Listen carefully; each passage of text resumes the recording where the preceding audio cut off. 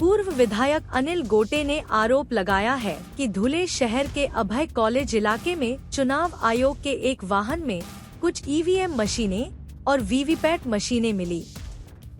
वहीं कार में milli VVPAT machine और ईवीएम मशीन आरक्षित है और संबंधित चुनाव अधिकारियों ने दावा किया है कि गलतफहमी के कारण ऐसा हुआ। इसके बाद संबंधित वाहन को थाने लाया गया और वाहन को आगे अनाज गोदाम के लिए रवाना कर दिया गया।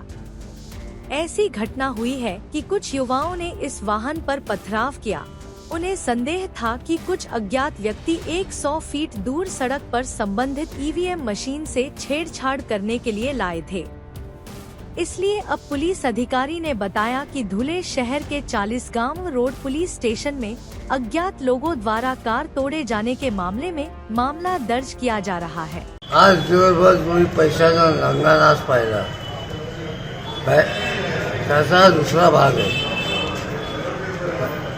मला निवडणूक अधिकारी सांगतात की आम्ही एक्स्ट्रा दिलेल्या मशीन आहे, पण एक्स्ट्रा दिलेल्या मशीन आहे तर सगळ्या मशीन बरोबरच पाहिजे ना।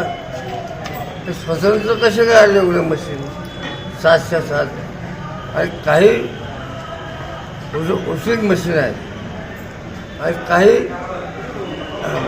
हे म्हणजे व्हीव्हीपॅटचे मग व्हीव्हीपॅटचे मशीन 4 आहेत आणि उचित मशीन 2 आहेत। कसं काय काय हे काय समस्या नाही आहे, हे 100% मी तुम्हाला सांगतो, हे बोगस मतदान करून काय हे त्या गोडाऊनमध्ये जमा करणं हा याचा कार्यक्रम होता, ते आम्ही उजवून लावलेले।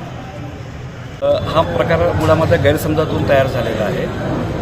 या ठिकाणी आमचे जे सेक्टर ऑफिसर आहेत ते त्यांच्या पोलीस बंदोबस्तामध्ये त्यांना दिलेल्या राखीव मशीन घेऊन त्यांना जे मतदान केंद्र त्यांच्या अधीनस्थ आहेत त्या ठिकाणी ते थांबलेले असताना काही समुदायाला लोकांना असा गैरसमज झाला की या ठिकाणी ही मशीन घेऊन काय करत आहेत आणि त्या गैरसमजापोटी ही मॉब जमा झाला, गर्दी जमा झाली। परंतु आता आम्ही या ठिकाणी सगळं आम्ही व्हेरीफाईड केलं। या ठिकाणी स्वतः SDPO साहेब आणि मी आम्ही दोघे तिथे आलो होतो। आमचे सेक्टर ऑफिसर त्यांच्या बाबतीत ही घटना घडली, सगळं बघितले सगळे मशीन्स। ती मशीन सगळी राखीव मशीन्स आहेत, आमच्या 2 मशीन्स जी गाडीमध्ये आहेत ती, आणि ते आमच्या त्या गाडीमध्ये आमचे जे नियुक्त केलेले पोलीस कर्मचारी देखील होते। त्याच्यामुळे कुठल्याही प्रकारची अनियमितता किंवा कुठल्या प्रकारची अशी ज्या पद्धतीने अफवा आहे त्याची कुठली घटना घडली नाही।